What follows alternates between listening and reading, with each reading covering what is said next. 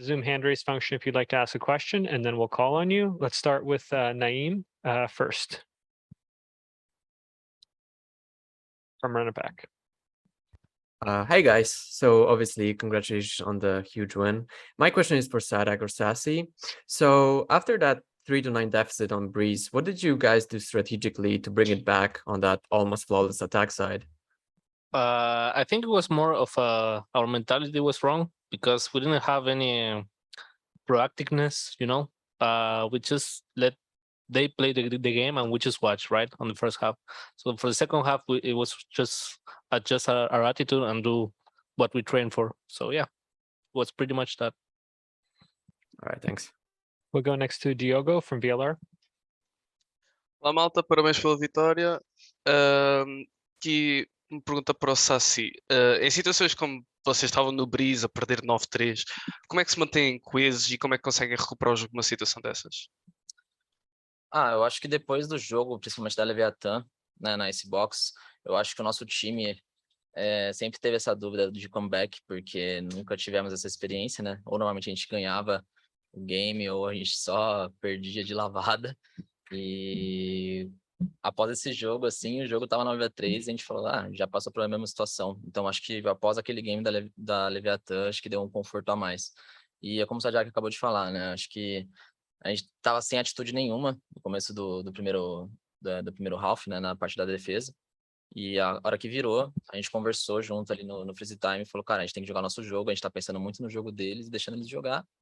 E acabou que o Les e o Pancada tava com muita mira também, né? Marsh. Thanks. Do you want to translate? Yes, I will. So the question was supposed to see, and it was about like on the Breeze map, when they got to the point they were losing like 9-3, like how did they overcome and how did they deal with that? And Sasi said that like somehow like the team always like were not sure how to deal with the situations because either they like lose like by a lot or they would be able like to win here and there. But after Leviathan's game at Icebox, that they were able to overcome a very like similar situation. It got to a certain comfort zone. And as Sadak said before, like in the first half of the game on the defensive side, we had no much attitude. We let they play their game. And during the break time, we just like sat down and talked what we had to change. And we just got to actually apply everything that we practiced.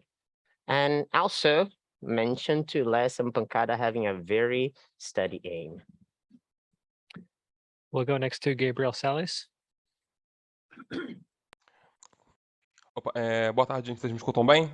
Sim. Boa tarde. Perfeito, perfeito. Bom, minha pergunta vai ser direcionada ao Pancada, né, que foi hoje um dos grandes destaques do time. Pancada, uma coisa que é muito característica desse time da Loud, né, é que em diferentes jogos, diferentes jogadores acabam, enfim, terminando como principal destaque individual, seja por uma jogada importante como aquela sua ali quando estava no 11-11 do primeiro mapa, ou então por estatísticas gerais. E queria que você falasse um pouco dessa característica do time, né, de vários jogadores em diferentes momentos chamarem responsabilidade para os jogos, e isso está ainda mais evidente nesse Champions. Então fala um pouco sobre isso e também um pouco sobre a sua performance de hoje, por favor. Cara, sobre essa performance do time, a gente tem 5 jogadores que são muito bons, então quando um tá mal, o outro sempre sobressai. E a gente tá aqui um pelo outro, então sempre vai acontecer isso. Sobre minha performance, eu tô só fazendo o que eu sempre venho treinando, né? E graças a Deus tô sendo abençoado e fazendo um grande campeonato. Perfeito, obrigado. So the question was for Pancada, and they wanted to know about certain characteristic of Loud, which like on this champion was actually kind of obvious and more clear to people. That is, depending on the game, in different games, not only one person gets to be like the MVP or like the most valuable like asset they have. Like every game, they might have like a different one, and they wanted to know like what's about this. And Pancada said that it's in the end we have a very strong roster of 5 players. So in like sometimes when one is bad, the other one is like shining. So it's not much about like characteristic. We are just very versatile. And regarding my personal performance, I was able to bring like the game that we practiced a lot in order to overcome the whole situation. We'll go next to Wesley Pereira from the Clutch. Salve, Demorando, pessoal. Tava Tinha que demorando. ter eu Tava aqui, né? Tava demorando, achei que não ia vir hoje trabalhar. Eu demorei a levantar a mão, mas vamos lá. Com a reta final se aproximando, essa pergunta é para o BZK. Com a reta final se aproximando, a Pro é o mapa mais evitado por vocês no campeonato. Cogitam trazê-lo na sexta-feira, eventualmente no domingo, ou vão continuar vetando? Bom, a gente já jogou o mapa da Pro esse campeonato. Eu acho que a escolha de não jogar nesses últimos confrontos foram mais de acordo com o adversário que a gente está jogando. E a gente tem um mapa forte ainda, a gente treinou muito ele durante o bootcamp, a gente tem muito conhecimento do mapa. Eu acho que, sem dúvida, agora a gente tem alguns dias para treinar e a gente pode sim trazer PUR no resto da competição, porque a gente não tem um permaban, né? A gente gosta de jogar todos os mapas na pool, então vai depender um pouco do adversário.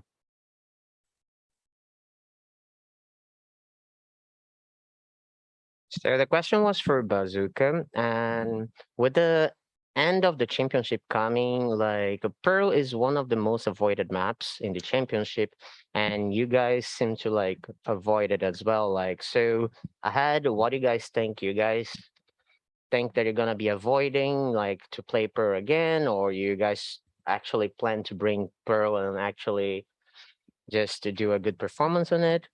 Bazooka answered that like we played Pearl map a lot, but the pick and ban thing is usually decided on the opponents that we are facing. During the boot camp that actually we did, we had a lot of time to train on it. And during the boot camp, we had a good performance on it. Right now, we have some more time that we can actually sit down and practice. And yes, Pearl could be a good map that we could bring to our arsenal, because in the end, Loud doesn't have a perm ban map. We like to play in all of them and have the possibility to bring them on the game. Thank you. We'll go next to Diogo from VLR. Ora, pergunta aí para o Aspas. Tendo em conta que a Haven sempre foi um dos mapas mais fortes da DRX, como é que foi a vossa preparação para o mapa? A gente assistiu bastante dos jogos deles, tanto que eles teve um mapa recente. A gente estudou eles, viu os padrões, preparou um antitático e com isso a gente já sabia bastante do que eles iam fazer. Então a gente estava bem preparado para jogar essa Heaven contra eles. This question was for Aspas regarding one of the strongest maps from DRX, that would be like Heaven. And what was the preparation that you guys did for it? And Aspas just simply said that like we prepared a lot, we studied their like strategies, we knew like what kind of things they could do in the map, and we prepared a lot of like counterattacks and like some overcoming situations we could bring in the game. And it was basically that. Thank you. We'll go next to Ian from Valoranting. Hi, this is for Coach Bazooka. How was the Breeze attack strategy developed, and was this specific strategy made for DRX? That's a trick question, but yes, Secret. we like to study a lot of the teams we play against, and we take some stuffs that we already do in regular practice, in our screens, and we also like to adjust some stuffs for the opponent. So we did study their X Breeze a lot, and we knew how they like to play the map, and we just figured out that this was our best option for the map, for the match. Thank you. We'll go to Diogo next.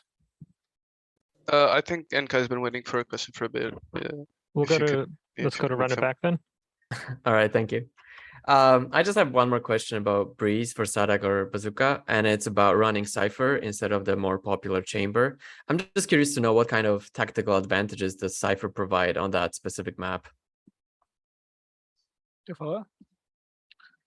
Bom, a gente usava o Chamber antes na composição, nos últimos campeonatos, e a gente sentiu que o Cypher dava algumas possibilidades que o Chamber não dava pra gente.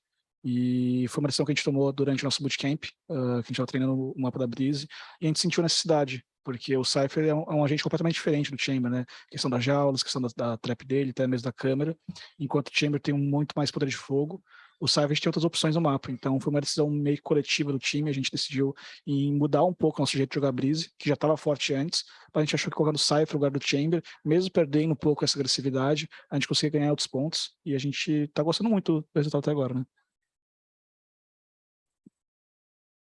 So the answer that Bazooka had is that we used to use Chamber on former like strategies championships, but ended up that Cypher would bring more like possibilities and different like situations, like not only like the cage but also like the traps. It was a very versatile and good choice. While Chamber had like a big like strike power. In the end, it was a collective decision to start using Cypher instead of Chamber, and that we had to consider like losing the aggro that Chamber would bring to have more possibilities with Cypher. Obrigado. Thank you. We'll go next to Wesley from the Clutch. Agora tem uma pergunta mais descontraída aí pro Aspas, em relação aos doguinhos aí que ele veio trazendo no palco. Cara, sexta-feira tu vai trazer o quinto agora. Como vai fazer para carregar o caninho embaixo do braço? Vixe, o meu amigo Matias vai carregar um cachorro pra mim, né? Eu vou carregar um cachorro para ele, pô, fica tranquilo. Então tá bem tranquilo sobre os cachorros. Mas ajuda. Nós ajuda. A meta é bater 6, né? Seis. Seisinho. Se bater 6, ganha o camp. Dá pra comprar umas coleiras também, né? Se der ruim, a gente Pô, bate então cada um carrega um, pô. Você, Exatamente. BZK também carrega um. Sobrou pra mim, Fica a cara? dica. Será? So the question, it's not a serious one and it's directed to Aspas. Since you're actually bringing one new dog with each winning that you have, like how do you plan to carry the fifth dog like to the stage? And he answered that, I'm gonna have a friend, right, Sadak, to help me to carry, and Sadak just agreed that he will be able to help. Other players also mentioned Bazooka as well, that wouldn't be a problem, but also that the goal was to have 6 dogs, because with 6, it means that they won everything. Thanks. We'll go next to Hussein from TG Esports. Hello, guys. Congratulations on your win. Thank you. So I want to ask, really, you guys have an amazing game sense. So I want you to tell us about that game sense. How did you develop this game sense? Was it an experience as a team, or training and practice? You really, you moved well. You made the right decision in the right time. You knew how to make every move. So please tell us about that. That's a hard question. Okay. I think for us is the fact that we are starting the game together. So we are moving as a team right now. So it's not that one single person is doing a right decision. It's more like the team is doing the right decision. Everyone has a really good knowing of what to do and what to do not in certain circumstances. So it really helps on the final decision on what we're going to do. So that comes after watching lots of bots, talking a lot about the game, thinking the game, playing the game. So yeah, I mean, that's the answer for me. Thank you. We'll go back to Diogo from BLR. Só mais uma pergunta aí para o BZK. Pá, pelo que me pareceu, muito da comunidade internacional e se calhar até alguns jogadores que estão neste torneio não esperavam que vocês estivessem aqui hoje e que até ganhassem este jogo. Portanto, há algum gosto especial em se calhar provar que essas pessoas estavam erradas? Eu acho que não tanto nesse sentido, porque a gente foca muito no nosso trabalho e a gente tem a mentalidade dentro do nosso time que o resultado que a gente tem no campeonato é fruto do nosso trabalho, isso durante o ano inteiro. Então, as pessoas podem achar que a gente está fazendo um trabalho bom, que está fazendo um trabalho ruim, mas o fato é que a gente está trazendo resultados nesse momento. E a gente não vai mudar a nossa postura de treino, a gente vai mudar a nossa postura de como a gente vai se preparar para um jogo por conta de pressão de fora. Então, a gente segue fazendo nosso trabalho. Eu acho que todo mundo está se dedicando muito bem, todo mundo deu um up muito grande durante esse campeonato, e eu acho que é mais isso, eu acho que a gente consegue se focar e se fechar bem internamente entre a gente, porque no final, quando acabar o campeonato, não importa se a gente ganhar ou se a gente perder, vão ser nós, porque vamos estar na mesma sala junto conversando a respeito. So this question was for Bazooka regarding like there's always like people cheering, but at the same time there are people that gonna be like not wishing that you guys do great during the championship.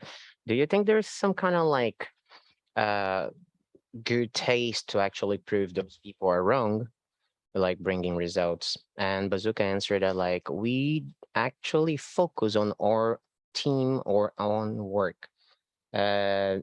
We think that the results that we have in the championship or whatever like came, it's based on our hard work. We are bringing results since we've been training very hard, and regardless of people think if we're gonna win, we're gonna lose, that doesn't matter much for us, and it won't be a factor to change whatever ways of approach that we have, either in the game or outside the game, the way that we practice, the way that we deal with the whole like championship. We all try to focus on our game, and I believe that we are very good to block any kind of interference from outside. And in the end, it doesn't matter if we win or not. It's gonna be only us in the same room talking about everything. So that's how we believe we can block things from outside, and it doesn't matter much. Thank you. Rohan, we'll go next to you. This question is for Sada. Which team you guys are in the top 3 already? Which team out of the remaining teams do you think has the biggest chance of Aspas not getting his 6th dog on stage? I mean, when we face a team, we always want to win, right? So that's an answer I cannot answer. That's a question I cannot answer, sorry. Because we are playing to win, so everyone is beatable. So yeah. Aspas, if you'll humor me for a second, do the dogs have names? Only this one. What? The doguinho. Only That's a little dog, yeah. yeah, Little dog. doguinho. O nome que ele deu pro cachorro. Mano, não acredito que você fez isso. Gabriel, do you have another question, or is your hand just up from the previous one? Yeah, for BZK. Bazooka, BZK, minha pergunta é muito mais focada no próximo confronto que vocês vão ter, né? Vocês vão enfrentar ou Optic, né? Que é uma equipe que vocês já estão mais do que acostumados a enfrentar, né? Em vários campeonatos, vocês sempre acabam caindo na mesma fase de grupos, ou então se enfrentam em fases mais avançadas, ou a X7, né? Que é uma equipe que, se eu não me engano, vocês nunca enfrentaram, né?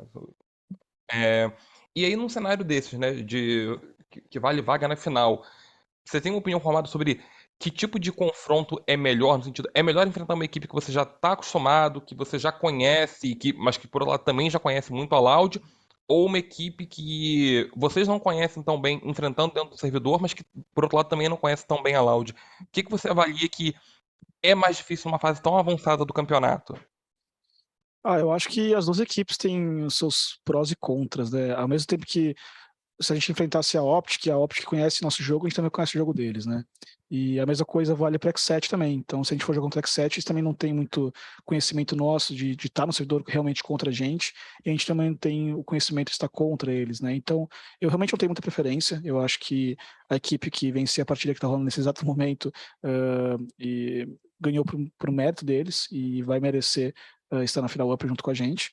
Então, para mim não muda muita coisa. Eu acho que para o nosso time também inteiro, seja quem vier, a gente vai fazer o mesmo trabalho de sempre, a mesma preparação de sempre e entrar com a mesma vontade de ganhar. Então, é difícil responder isso, porque realmente cada time tem os seus pontos positivos e pontos negativos de enfrentar. Perfeito, muito obrigado. Pensa a mesma coisa, tadinho do Arthur, cara. Nossa. So the question was for Bazooka, and it was more towards the fact that whomever wins the next game gonna be facing them in a situation that the winner goes to the final. So do you believe it's harder to face a new team which you guys don't have much info about, or do you guys would rather get and like confront a team that you guys played before? And Bazooka said that in the end, it doesn't matter much because if we play with the Exa team, we don't know much about them, but I believe as well that they don't know exactly how we play or what kind of like strategies we can bring to the game. And if it's the other team, in the end, we know their gameplay because we play with them a lot and they know ours. So it's going to be a tough situation, but it's nothing that we can deal with. Personally speaking, I don't have a preference because whomever wins, they gonna be winning by their own merit. And regardless who comes up to face us, we're gonna just do what we do usually. That is just bring the best game that we have to put in practice everything that we did, like train hard. And we're gonna just like try to do our best like we always do. Thank you. I think that was the last question from the remote media. Is there any questions from the audience? No. Declan from Dexerto. This question is for anybody except for Sadhak. So in 2023, we're moving into a new league system for Valorant. And I was just wondering, is there any kind of defining moment or tournament or game for you guys for the pre-league era of Valorant that we're leaving after this tournament? Ele está perguntando se tem algum tipo de partida que foi muito definitiva para nós, tipo, muito importante, antes de entrar na franquia. Isso. Da franquia? Tipo, Porque 2023 vai ter o coisa de franquia, certo? Vai mudar o estilo de como as coisas vão Acho que ser o nosso jogo mais processadas. importante foi a nossa grande nota top. No. Eu A acho- virada contra o Leviatã. Honestly, I think it's happening right now. Yeah, because like Champions is what matters. So we were playing Masters just to come here. So yeah, Champions was like, Posso falar uma? we are like top 3, you know. So we just won the top 1 now. Jogo contra G2. Still happening. So he's saying the game against C2 was really important for him. Vou dar um buff ali. Tava com muita mira. That's all, I think. Thank you. Okay, I think we have one more. Hello, I could from Upcomer. Today there was considerably less audience due to the fact that schools are now open in Turkey. Has the absence of audience affected you in any way? Honestly, no. We got to see some Brazilian fans here. So yeah, it was Yeah, it great. was cool. Yeah. So yeah, I didn't imagine that we would see Brazilian fans here. And you know, the Turkish people were loud still. It doesn't matter that it wasn't full. Thank you. Okay, so I lost track of the press conference and I'm not sure if anyone's asked this before, but are you feeling the excitement? I mean, 2 matches and you can reach the trophy. I mean, how does it feel?